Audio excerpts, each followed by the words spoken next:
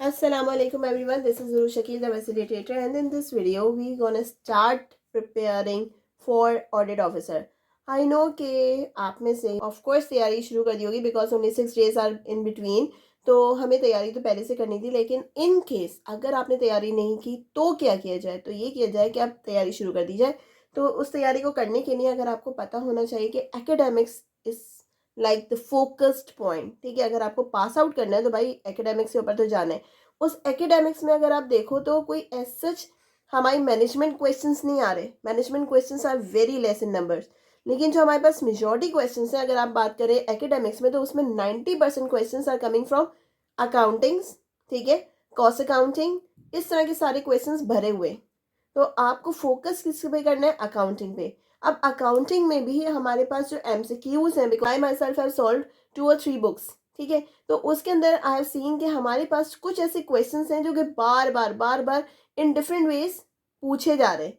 तो उनके लिए आपके कुछ बेसिक कॉन्सेप्ट्स तो क्लियर होने ही चाहिए। अगर आपने अपने कॉन्सेप्ट्स को क्लियर कर लिया तो आप कोई भी एमसीक्यू अटेम्प्ट कर सकते हो। This is of course this is so usual thing.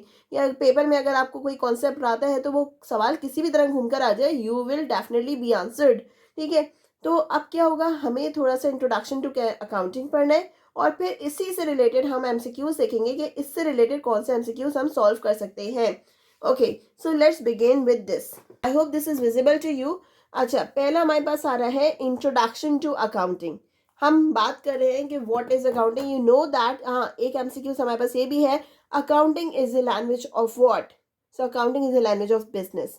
ये एक आपके पास एमसीक्यू आता है कि अकाउंटिंग क्या है। तो accounting basically, accounting is the language of business. अब हमें याद रखने वाली बात यह है कि आपको दोबारा दोबारा मैं इसलिए बताऊंगी कि आपके दिमाग के अंदर वो कहीं फिट हो जाए और आप पेपर वाले दिन परेशान ना हो। तो हमारे पास आ रहा है introduction to accounting. As I told you, accounting is the language of business. फिर हमारे पास आ गया definition of accounting, the way of recording, analysing, classifying, summarising, presenting the financial transaction of the business. Accounting basically क्या है? कोई भी transaction हुई, कोई भी खरीदो फरोख्त हुई, तो सबसे पहले उसको रिकॉर्ड कर लिया गया, फिर उसे एनालाइज किया गया कि हम इसको किस तरह से, मतलब उसको क्रेडिट है वो डेबिट है, तो हम इसकी एनालाइजेशन करते हैं, फिर क्लासिफिकेशन करते हैं और फिर हम उसको समरी बना के, यानी इनकम स्टेटमेंट भी आ जाएगा इसके अंदर, फिर presenting in the financial statement, यानी हमारे पास जो इनकम स्टेटमेंट हम शेयर आउट कर रहे होते हैं, हमें वो चीज़ बनानी होती है अकाउंटिंग में। Accounting is the language of business that has not only the business entity but also haves to the investor. जो हमारे इन्वेस्टर्स बाहर से हमें इन्वेस्ट करने के लिए आ रहे होते हैं, they are very interested to know कि कंपनी की पोजीशन क्या है। अगर कंपनी डाउन जा रही है, nobody is interested to invest. तो इन्वेस्टर के लिए भी हमारे पास अकाउंटिंग बहुत ज़्यादा मायने रखती है, क्योंकि इनकम स्टेटमेंट होगी, पब्लिश होगी, आपके इन्वेस्टर्स देखेंगे तो वो इन्वेस्ट करेंगे, अदरवाइज वो आपकी कंपनी के अंदर कभी इन्वेस्ट नहीं करेंगे। फिर हम बात कर लेते हैं आस्पेक्ट्स एंड अबव डेफिनेशन, यानी जो हमने लिखा है कि ट्रांजेक्शन्स क्या होती हैं, recording, analysing, summarising, presenting and financial, ये होता क्या है। तो transaction, exchange of interest between the parties, ठीक है, लेन देन, यानी हमने क्या किया, हमने खरीदो फरोख्त का काम किया। लेट सपोज मुझे कुछ चाहिए था, let suppose I have started my own business, कि मैं एक प्रिंटिंग का बिजनेस स्टार्ट कर रही हूँ, तो definitely I will first by the land, ठीक है, that would be my capital. उसके बाद हम बात करेंगे भाई मुझे उसके लिए क्या क्या मशीनरी चाहिए होगी। The first thing is machinery. तो मशीनरी में जब बाय करूंगी किसी से, तो ये हो गया एक्सचेंज ऑफ इंटरेस्ट। उसका इंटरेस्ट किस में था? पैसों में। मेरा इंटरेस्ट किस में था? मशीनरी में। तो हमने खरीदो फरोख्त कर ली। फिर हमारे पास आया recording, double entry system. Double entry system का मतलब ये होता है कि हमें वो एंट्री दो एंड से करनी होती है, दो पॉइंट ऑफ व्यू से करनी होती है। एक सिंपल एंट्री होती है कि हमने लिख दिया, क्रेडिट साइड पे लिख दिया, and that's it. Let's suppose मैंने कहा कि मेरे पास से क्रेडिट, मेरे पास से क्या हुआ? कैश क्रेडिट हुआ। तो भाई डेबिट क्या हुआ? डेबिट क्या हुआ? मशीनरी डेबिट हुई। तो ये मेरे पास डबल एंट्री सिस्टम है, यानी मैं दोनों एंड से उसको एंटर करें जर्नल में, ठीक है। फिर हमारे पास आ गया analysing, posting in corresponding ledger. जब आपका जर्नल तैयार हो जाएगा तो आप जर्नल लेजर की तरफ जाओगे। तो एनालाइजिंग बेसिकली है कि अब आप उसको एनालाइज करने के लिए किस में शिफ्ट कर रहे हो? जर्नल में, लेजर में शिफ्ट कर रहे हो। फिर हमारे पास आ गया summarising, preparing a trial balance, you know that T, ठीक है, that trial balance we gonna solve it. तो हम उसमें बताएंगे कि हम इसको तैयार कैसे करते हैं। This step is known as summarising. याद रखने वाली बात यह है कि रिकॉर्डिंग में हम सिर्फ और सिर्फ डबल एंट्री सिंगल एंट्री भी कर रहे होते हैं, बट दिस इज रिकॉर्डिंग। जब आप कोई ट्रांजेक्शन रिकॉर्ड कर रहे होते हो तो हमारे पास रिकॉर्डिंग है। एनालाइजिंग जब हम लेजर के अंदर पोस्ट कर रहे होते हैं।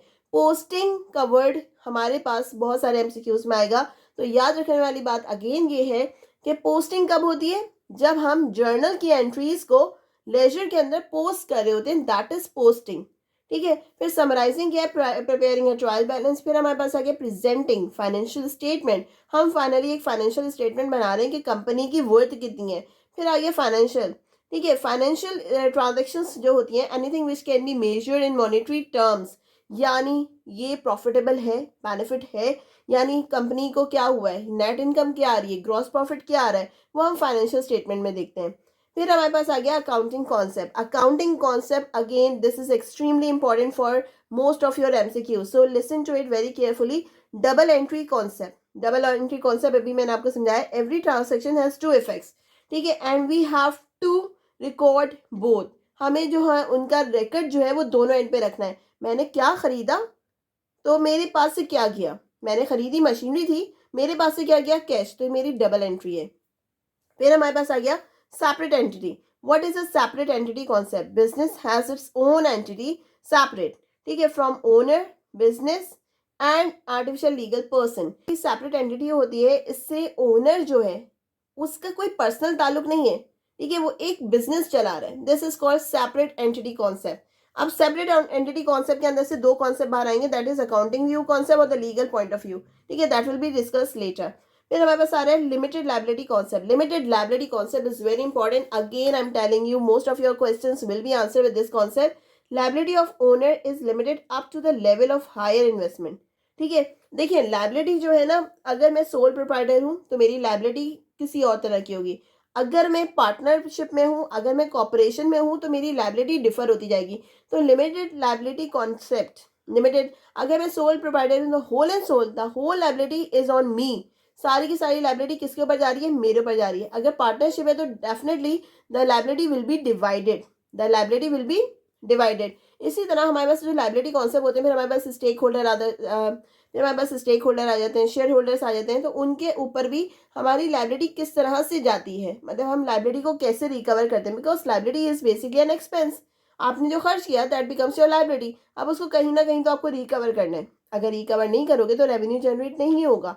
तो हमारे पास क्या है कि हमें लिमिटेड लायबिलिटी कॉन्सेप्ट को समझने की ज़रूरत है इन डिटेल, क्योंकि हमारे पास इससे रिलेटेड ऑलमोस्ट बहुत सारे क्वेश्चंस हैं और बहुत तरीके से उन्होंने इवेल्युएट किया है इन्हीं few concept. So this is the very first basic concept of accounting. Remember this, ये आपको बताया ना, you will be thankful to me, क्योंकि इससे रिलेटेड बहुत सारे एमसीक्यूज आपकी इजीली सॉल्व हो जाएंगे। And this one double entity concept, again telling you, double entry concept के बहुत सारे एमसीक्यूज हैं जो कि तरह तरह से पूछे जा रहे हैं। So keep everything in your mind if you want to clear your test. All the best. Wait for the next video. Thank you so much. Allah Hafiz.